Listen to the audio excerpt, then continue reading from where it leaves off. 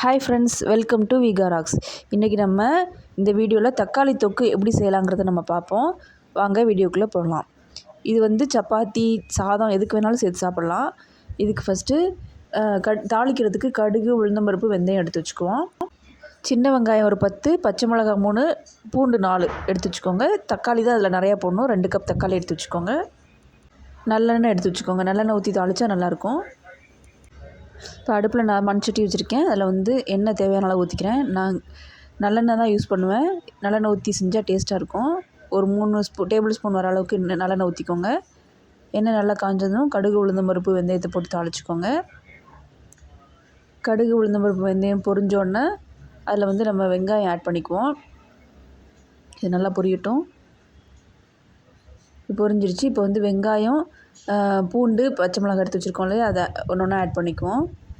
வெங்காயம் எல்லாமே நல்லா வதங்கணும்.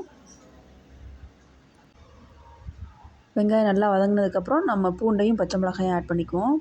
இது நல்லா வதங்கட்டும். இப்போ இது நல்லா வதங்கிடுச்சு. அடுத்தது பூண்டு 4 எடுத்து வச்சுருக்கோம்ல, அதை போட்டுக்கலாம். இதையும் நல்லா வதக்கிக்கோங்க. அதுக்கப்புறம் பச்சை மிளகாயை ஆட் பண்ணிக்கோங்க. பச்சை மிளகாய் நல்லா வதங்கினதுக்கப்புறம் நம்ம தக்காளி ஆட் பண்ணிக்குவோம். 2 கப் தக்காளி எடுத்து வச்சுருக்கோம் இல்லையா, அதில் போட்டுக்கோங்க. தக்காளி தான் இதில் மெயினே. தக்காளி நிறைய சேர்த்துக்கணும். நான் இதில் இன்றைக்கி வந்து 4 பெரிய தக்காளி எடுத்து வச்சுருக்கேன். சின்ன தக்காளி இருந்தால் ஒரு 6 தக்காளி எடுத்துக்கோங்க. தக்காளி வதங்கிறதுக்கு உப்பு போட்டுக்கோங்க. இதை நம்ம கொஞ்சம் நேரம் மூடி போட்டு வேக வைப்போம். ஒரு 2 நிமிஷம் மூடி போட்டு வேக விடுவோம். இப்போ நல்லா வெந்துருச்சு. நல்லா வதக்கி விட்டுக்கோங்க.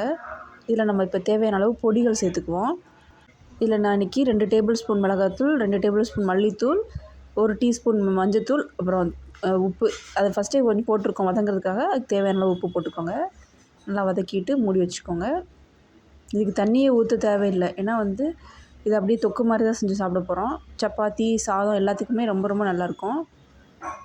இதில் வந்து கொஞ்சமாக வேணால் ஜீரக தண்ணி ஊற்றிக்கோங்க. நல்லா கொதிக்க விட்டுறலாம். இது நல்லா கொதிச்சு வரட்டும். நல்லா சுருள வதக்குனதுக்கப்புறம் நல்லா கிரேவி பதத்துக்கு வந்துடும். இப்போ நல்லா ஓரளவு வத்திருச்சு. இதை வந்து நீங்கள் சாதத்துக்கு, தோசைக்கு, சப்பாத்திக்கு எதுக்கு வேணாலும் தொட்டு சாப்பிட்டுக்கலாம். இது 2-3 நாள் ஆனாலும் அப்படியே இருக்கும், கெட்டே போகாது. ஃப்ரிட்ஜில் கூட வைக்க வேண்டியதில்லை. இதில் நான் இன்றைக்கி வெண்ணெய் கொஞ்சம் ஆட் பண்ணிக்கிறேன். வெண்ணெய் ஆட் பண்ணிவிட்டு இது கொஞ்சம் நேரம் மூடி வச்சுக்குவோம்.